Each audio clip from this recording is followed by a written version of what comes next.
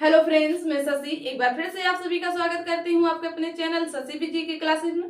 कैसे हैं सभी लोग? उम्मीद करते हैं सभी लोग बहुत अच्छे होंगे और अपनी तैयारी को अपने जैसा अच्छा मस्त बेस्ट कर रहे होंगे। फ्रेंड्स, आज इस क्लास में हम चर्चा करेंगे सामान्य हिंदी समास। ये समास की 4th क्लास होने वाली है, यानी 4थी क्लास होने वाली है। इससे पहले हम लोगों ने इसकी 3 क्लासों को क्लियर कर लिया है।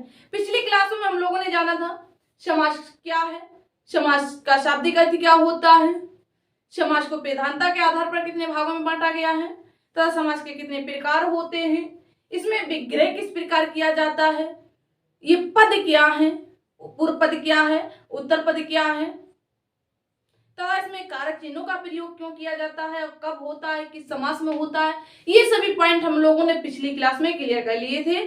तो हम लोग पिछली क्लास में तत्पुरुष समास तक क्लियर कर चुके थे। आज हम लोग पढ़ेंगे द्वंद्व समास। अगर आप किसी भी एग्जाम की तैयारी कर रहे हैं तो ये क्लास आपके लिए बहुत ही हेल्पफुल रहने वाली है, तो बने रहिएगा हमारी क्लास के अंत तक। तो आइए क्लास को प्रारंभ करते हैं। तो अब आप लोग एक बात ध्यान से सुने, कॉपी पेन लेकर बैठे। अगर आप सच में तैयारी कर रहे हैं तो कॉपी पेन लेके बैठे और साथ साथ नोट करते चलें, यानी नोट्स को तैयार करते चलें अगर वास्तव में तैयारी कर रहे हैं तो। इससे क्या होता है, आपका लर्निंग बेस बढ़ता है, आपका जो माइंड है, जो फोकस है स्टडी का, वो सिर्फ और सिर्फ आपकी कॉपी पर होना चाहिए, कॉपी पर या बोर्ड पर। तो निर्भर आप पर करता है कि आप तैयारी किस प्रकार कर रहे हैं। तो वीडियो तो सभी देख लेते हैं, मूवी भी देखते हैं, गाना भी सुनते हैं, कुछ लोग तो डांस भी देखते हैं और विशेष लोग तो रील्स देखते हैं, शॉर्ट वीडियो देखते हैं। तो क्या सारी याद हो जाती हैं? सारी याद नहीं होती हैं। तो हम लोगों को याद करने के लिए क्या करना होगा, नोट्स बनाना होगा। क्योंकि जब हम लिखते हैं और पढ़ते हैं तो जो हमारा माइंड होता है सिर्फ और सिर्फ हमारी पढ़ाई पर ही लगा होता है। ओके, तो चलिए अब लोग क्लास को प्रारंभ करते हैं। तो अब आप लोग पॉइंट बनाएंगे द्वंद्व समास। द्वंद्व समास बना लिए सभी ने? ये क्या है, इससे किस प्रकार हमारे एग्जाम में प्रश्न पूछे जाते हैं?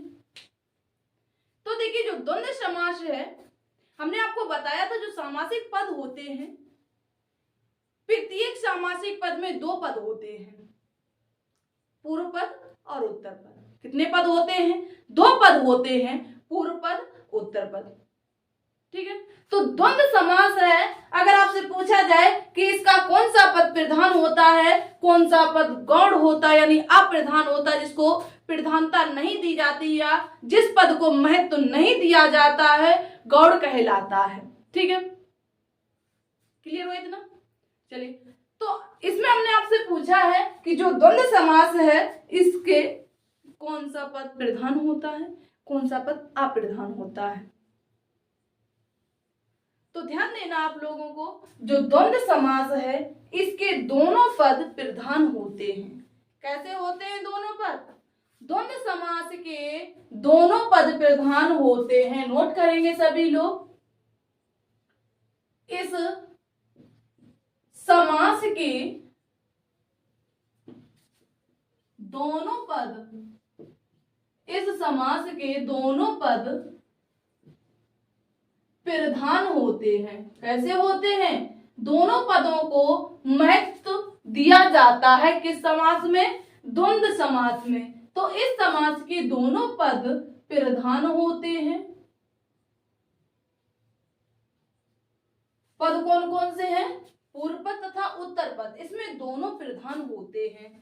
जैसे हमने आप लोगों को बताया था, जो तत्पुरुष समास है, तत्पुरुष समास का पूर्व पद गौण होता है और उत्तर पद कैसा होता है? उत्तर पद प्रधान होता है। तो इसी प्रकार जो द्वंद्व समास है इसमें पूर्व पद और उत्तर पद दोनों कैसे हैं? इसके दोनों पद प्रधान होते हैं। ठीक है, और ये कौन कौन से शब्दों से जुड़े होते हैं?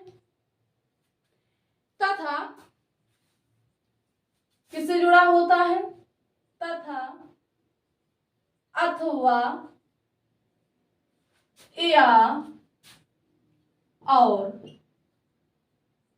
आपने देखा होगा कोई भी अगर द्वंद्व समास से कोई सामासिक पद दे दिया जाए, जैसे माता पिता, अब आपको इसका विग्रह करने के लिए दे दिया जाए तो विग्रह करने पर क्या होता है, ये जो पद छुपे हुए होते हैं ये निकल कर आ जाते हैं।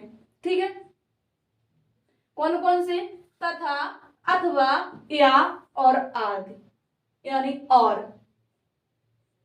इन शब्दों का क्या होता है, जब सामासिक पद बनाते हैं तो लोप हो जाता है, जब इनका विग्रह करते हैं, इनको तोड़ते हैं, तो ये क्या होते हैं, निकलकर सामासिक पद से बाहर आ जाते हैं।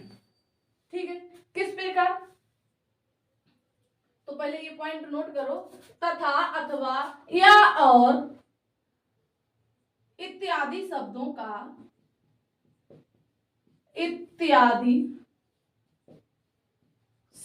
का लोप हो जाता है। शब्दों का लोप हो जाता है। लोप का मतलब छिप जाता है या लुप्त होना, लोप हो जाता है। ठीक है, अब इसमें एक पॉइंट, नोट पॉइंट बनाएंगे, नोट डालकर पॉइंट को लिखेंगे, नोट करेंगे। जो इसमें एक महत्वपूर्ण बिंदु है, फैक्ट है,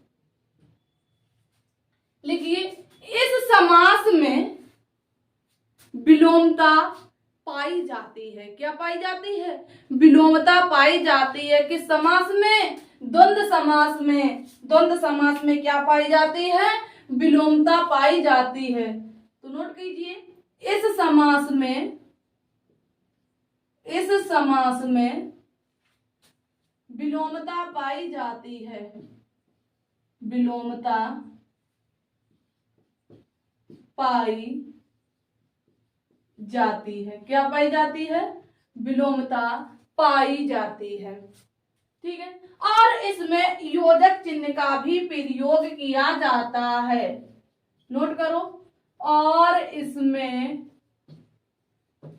योजक चिन्ह का प्रयोग किया जाता है, और इसमें योजक चिन्ह का प्रयोग किया जाता है।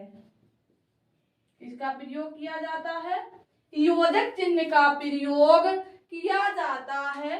योजक चिन्ह आप लोग जानते हैं, उसका संबल किस प्रकार का होता है? इस प्रकार का होता है, जो डैश लिखा बोलते हैं हम लोग, तो यही होता है योजक चिन्ह। ठीक है, अब देखिए इसके उदाहरण समझिएगा, ध्यान दीजिएगा इसके एग्जाम्पल। जैसे उदाहरण में हमने लिया, इसमें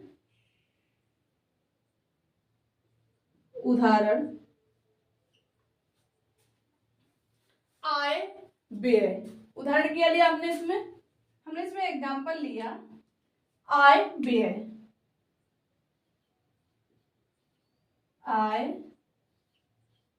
व्यय, अब देखिए इसके डेफिनेशन के आधार पर क्या क्या इसमें सही फिट हो रहा है। तो इसकी परिभाषा क्या कह रहे थे कि इस समास के दोनों पद कैसे होते हैं? प्रधान होते हैं। तो देखिए इसमें दोनों पद, इसमें पूर्व पद कौन सा, उत्तर पद कौन सा है? तो जो पहले वाला पद है इसको बोलेंगे पूर्व पद, और जो बाद वाला पद है इसको क्या बोलते हैं? उत्तर पद बोलते हैं। अब देखिए इसमें बताया कि दोनों पद प्रधान होते हैं, तो इसमें देखिए महत्व तो दोनों को दिया गया है, आय को भी दिया गया है, व्यय को भी दिया गया है। अब इसका विग्रह करेंगे, क्या होगा? इसका विग्रह करने पर हो जाएगा आय और व्यय। इसमें महत्व तो दोनों को दिया गया, इसकी किसी से तुलना नहीं की गई, इसमें किसी को कम नहीं ठहराया गया है, किसी पद से किसी पद को कम नहीं ठहराया गया है, इसको सिर्फ बराबर पर रखा गया, एक लेवल पर रखा गया है। इसको, इसके दोनों पदों को क्या है? प्रधानता दी गई है। ठीक है, अब इसमें बताया गया था, इसमें तथा, अथवा और या और इत्यादि शब्दों का लोप हो जाता है। देखिए जब हम इसका सामासिक पद बनाया था, सामासिक पद क्या था, आय व्यय। तो इसमें कहीं आपको और दिखाई पड़ रहा है, इसमें कहीं और दिखाई नहीं पड़ रहा है, लेकिन इसमें क्या इसका लोप हुआ है, यहाँ क्या है, छिपा हुआ है। जब इसका विग्रह किया तब हम लोगों को मालूम हुआ, पता चला कि इसका विग्रह होगा आय और व्यय। क्या, आय और व्यय। अब देखिए इसमें ये निकल कर आ गया, और तो यही बताया गया था कि इसमें अथवा, तथा और इत्यादि शब्दों का लोप हो जाता है। कब, जब इसका हम सामासिक पद बनाते हैं तब। ठीक है, अगला देखिए माता पिता। नेक्स्ट उदाहरण लिया हमने इसमें, माता पिता। इसमें भी वही सेम पोजीशन फॉलो होगी, माता को भी महत्व दिया जाएगा, पिता को भी महत्व दिया जाएगा। ये दोनों एक लेवल के हैं, ना कोई किसी से कम है और ना कोई किसी से ज्यादा है। ये दोनों कैसे हैं, एक लेवल के हैं। तो इसलिए कोई भी काम होगा तो दोनों अपनी सलाह मिलाकर करते हैं। आपके घर में भी यही होता होगा, मेरे घर में भी यही होता है। घर में कोई कार्य होता है तो माता पिता की सहमति पर ही किया जाता है। ठीक है, तो इसलिए घर में दोनों को महत्व दिया जाता है, तो इसे क्या एक लेवल पर रखेंगे। तो इसीलिए द्वंद्व समास के जो उदाहरण हैं, इसके दोनों पद कैसे होते हैं, प्रधान होते हैं। ठीक है, पूर्व पद भी प्रधान होगा और इसका उत्तर पद भी प्रधान होगा। और इसमें बताया गया है कि इस समास में विलोमता पाई जाती, यानी विपरीतार्थकता पाई जाती, विलोम शब्द पाए जाते हैं। तो आप बताएंगे कि माता का विलोम क्या होगा, माता का विलोम पिता हो जाता है, होता या नहीं होता है, तो माता का विलोम पिता होता है। इसी प्रकार आय का विलोम क्या होता है, व्यय होता है।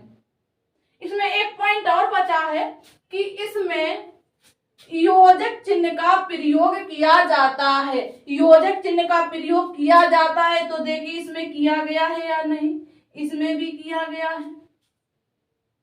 अब आपको ध्यान ये देना है, योजक चिन्ह का प्रयोग दो समासों में किया जाता है। कितने समासों में किया जाता है, दो समासों में किया जाता है। आपको सिर्फ ये देखकर नहीं लगाना, टिक नहीं करना है कि किसी एक शब्द में बीच में योजक चिन्ह मिल जाए तो ये आप लगा दो ये किसका है, द्वंद्व समास का है। तो ऐसा बिल्कुल नहीं करना है।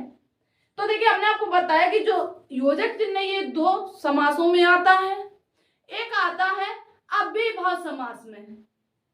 अव्ययीभाव समास में जब आएगा जब उसमें बारंबारता होती है, कोई शब्द है एक से अधिक बार लिखा जाता है, तो बीच में किसका प्रयोग करते हैं, योजक चिन्ह का प्रयोग करते हैं। ठीक है, और जो द्वंद्व समास है इसमें क्या होता है, विलोमता पाई जाती है, ये एक दूसरे के विपरीत होते हैं। तो विपरीत लिखने पर बीच में क्या लगाया जाता है, योजक चिन्ह लगाया जाता है। तो ये आपने जान लिया अव्ययीभाव समास में योजक चिन्ह का प्रयोग कहाँ करते हैं और द्वंद्व समास में योजक चिन्ह का प्रयोग कहाँ करते हैं और कब करते हैं। तो अव्ययीभाव समास में बारंबारता आने पर, जैसे ज्यों ज्यों लिखते हैं ना, तो बीच में किसका प्रयोग करते हैं, जैसे हमने लिखा ये वाला ज्यों ज्यों। ये एक शब्द दो बार आया, एक से अधिक बार आया, तो जहां पर बारंबारता पाई जाती है और बीच में योजक चिन्ह का प्रयोग किया जाता है, वहां पर कौन सा समास होता है, अव्ययीभाव समास होता है। अब आप लोग कहोगे पढ़ा रही हो आप द्वंद्व समास और बता रही हो अव्ययीभाव समास, वो आपके लिए बता रहे हैं कि आप लोग इसमें कंफ्यूज ना हो, गलत करके ना आए। योजक चिन्ह का प्रयोग दो समासों में किया जाता है, इतना ध्यान रखना। ठीक है, चलिए इसके बाद इसका विग्रह करेंगे, क्या हो जाएगा, माता पिता का। तो इसका विग्रह करने पर आएगा माता और पिता, माता और पिता। दाल रोटी, क्या, दाल रोटी, दाल रोटी। इसमें भी समानता दी गई है, दाल भी खाने की चीज है और रोटी भी खाने की चीज है। इन दोनों में क्या है, समानता है, ये दोनों खाए जाते हैं। तो इसमें क्या है, कौन सा समास आएगा, द्वंद्व समास होगा और इसके दोनों पद क्या होंगे, प्रधान होंगे। इनको दोनों को महत्व दिया गया है। जहां पर किसी एक को महत्व दिया जाता है तो वहां एक पद प्रधान बचता है, दूसरा पद क्या हो जाता है, गौड़ हो जाता है। लेकिन द्वंद्व समास में ऐसा कुछ नहीं है। Okay, right. चलिए, ये क्लियर हो गया। दाल रोटी का क्या हो जाएगा, तो दाल रोटी का होगा दाल और रोटी। ओके, चलिए, जैसे एक एग्जाम्पल है जो आपके लिए महत्वपूर्ण रहेगा विलोमता के लिए, लाभ अलाभ, क्या, लाभ अलाभ।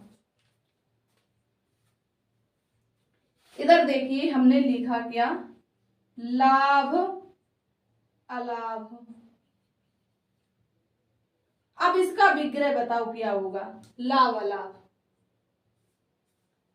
हमारा सामासिक पद क्या है, लाभ अलाभ। अब इसका विलोमता यानी इसका विग्रह बताओ क्या होगा, तो इसका विग्रह होगा लाभ और अलाभ। यानी ये एक दूसरे के विपरीत जा रहे हैं या नहीं, तो ये एक दूसरे के विपरीत जा रहे हैं। जब लाभ होता है फायदा होती है और जब अलाभ है हानि होती है, यानी एक दूसरे के क्या है, विपरीत है। तो ऐसे जो सामासिक पद आएंगे किस समास के अंतर्गत जाएंगे, तो ये सारे समास जाएंगे द्वंद्व समास के अंतर्गत। तो इसका विग्रह क्या होगा, लाभ और अलाभ, अलाभ। क्लियर हो गया।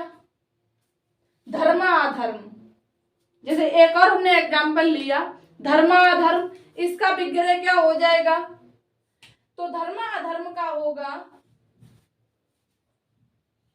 धर्म अधर्म,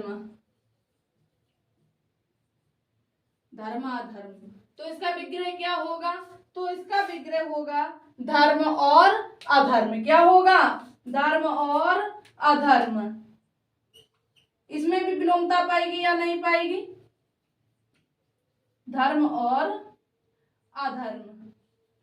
अब इसमें ये नहीं कहना है कि इसमें तो कहीं योजक चिन्ह दिया नहीं गया है, हाँ नहीं दिया गया है, लेकिन ये एक दूसरे के विपरीत हैं। ये हमने आपको पॉइंट यहाँ नोट कराया है, इसीलिए कराया है कि इस समास में विलोमता पाई जाती है और इसमें योजक चिन्ह का प्रयोग किया जाता है। ऐसे बहुत सारे उदाहरण मिलेंगे आपको जो द्वंद्व समास से संबंधित होंगे, लेकिन आपको योजक चिन्ह लगा हुआ नहीं मिलेगा। लेकिन उसमें एक फैक्ट मिलेगा किसका, विलोमता का, यानी वो एक दूसरे के विपरीत होंगे। ठीक है, क्लियर हुआ आपको द्वंद्व समास। चलिए, तो एक बार इसकी स्क्रीनशॉट ले लीजिएगा। इसके बाद हम लोग पढ़ेंगे बहुब्रीहि समास, या बहुब्रीहि समास। तो सभी ने ले ली स्क्रीनशॉट। चलिए, बहुत से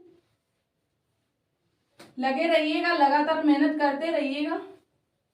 लगातार मेहनत करने पर ही सफलता मिलेगी, तभी सफल हो पाएंगे जब हम लोग लगातार मेहनत करेंगे। ऐसा नहीं करना एक दिन पढ़ा एक दिन नहीं पढ़ा, एक दिन पढ़ा एक दिन नहीं पढ़ा, आज मन किया कल मन नहीं किया, तो मन के हिसाब से नहीं चलना है।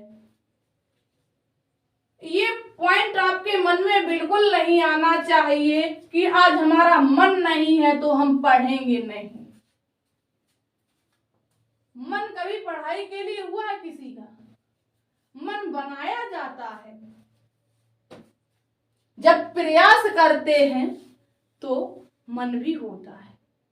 हमारा जो माइंड है किस प्रकार चलता है, जिस प्रकार आप इसको चला लोगे वो उसी रास्ते पर चलता है। अगर आपने एक बार कह दिया कि हम ये कर लेंगे तो हो जाएगा। अगर आपने एक बार कह दिया कि ये हमसे नहीं होगा तो आप कितने भी प्रयास कर लें तो वो कार्य आपसे नहीं होगा, क्योंकि आपके मन में बैठ गया कि ये हमसे नहीं होगा तो नहीं होगा।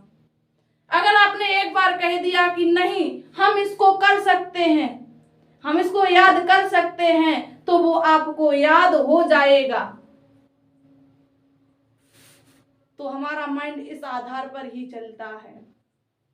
तो आपके मन में ये विचार नहीं आना चाहिए कि आज हमारा मन नहीं है, हम नहीं करेंगे। तो मन के आधार पर चलेंगे तो आप कभी भी सफल नहीं हो पाएंगे।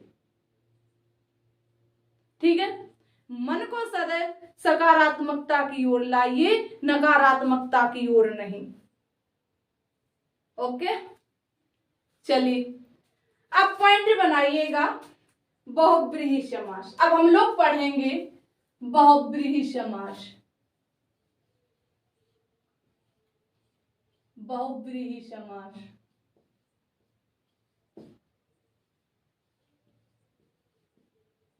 ये क्या होता है, इससे किस प्रकार से हमारे एग्जामों में प्रश्न लिए जाते हैं। तो देखिए जो बहुब्रीहि समास है ये द्वंद्व समास का बिल्कुल अपोजिट है। क्या है, जो बहुब्रीहि समास है ये द्वंद्व समास से बिल्कुल अपोजिट है। क्यों?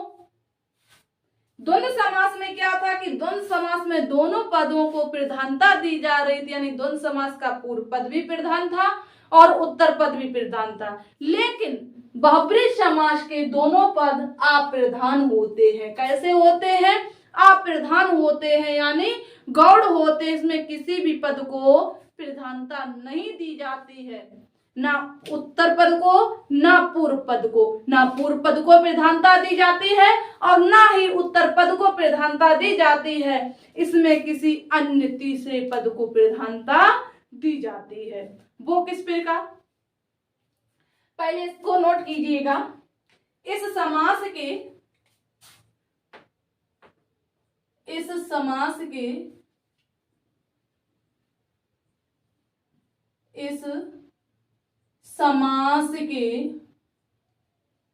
दोनों पद अप्रधान होते हैं। अप्रधान गौड़ होते हैं। क्लियर हुआ? कैसे होते हैं? अप्रधान यानी गौड़ होते, इसमें किसी भी पद को प्रधानता नहीं दी जाती है। इसका पूर्व पद भी अप्रधान होता है यानी गौड़ होता है और इसका उत्तर पद भी गौड़ होता है। ठीक है, इस समास में दोनों पद अप्रधान होते हैं। इस समास के दोनों पद अप्रधान होते हैं तथा इसमें किसी तीसरे पद को प्रधानता दी जाती है। इसमें किसी तीसरे पद को प्रधानता दी जाती है। नोट किया सभी ने? क्या है कि इस समास के दोनों पद अप्रधान होते यानी गौड़ होते हैं, इसमें किसी अन्य तीसरे पद को प्रधानता दी जाती है। तो ये कौन सा समास हो जाएगा? बहुब्रीहि समास होगा। जैसे अब इसके एग्जाम्पल देखो, उदाहरण। जैसे हमने उदाहरण लिया दशानन।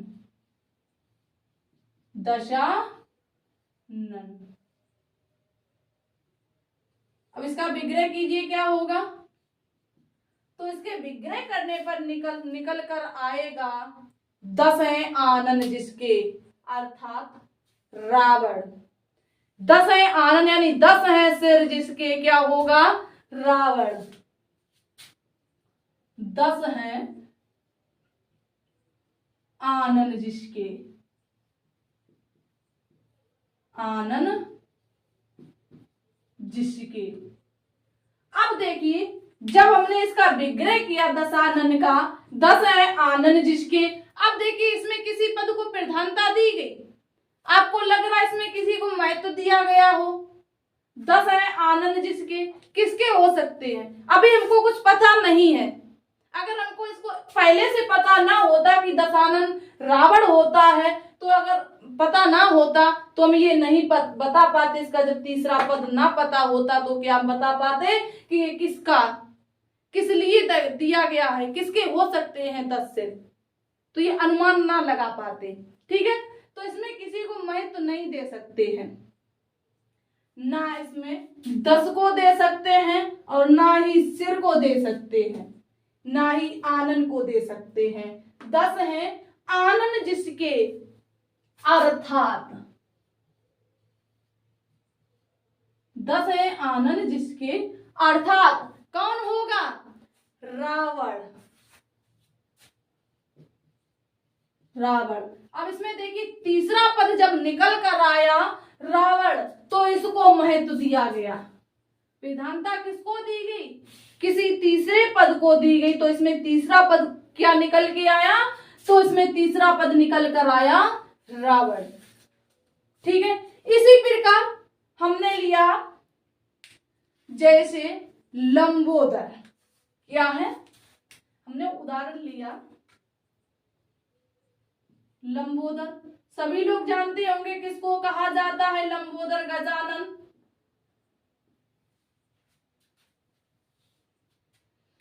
तो इसका विग्रह कीजिए, क्या होगा?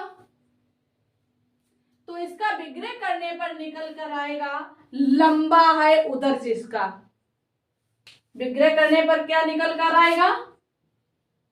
लंबा है उदर जिसका। अब आप लोग बता सकते हो लंबा है उदर जिसका कौन हो सकता है? अगर हमको ये पता ना, पहले से पता ना होता कि लंबोदर गणेश जी को कहा जाता है, गजानन को कहा जाता है, तो शायद हम इसका अनुमान ना लगा पाते। तो हमें ना पहले पद से पता चल पाता और ना ही दूसरे पद से पता चल पाता। क्या अनुमान लगा सकते थे? तो हम पहले से अगर पता ना होता तो अनुमान नहीं लगा सकते थे कि लंबा है उधर जिसका पता नहीं क्या है, क्या हो सकता है।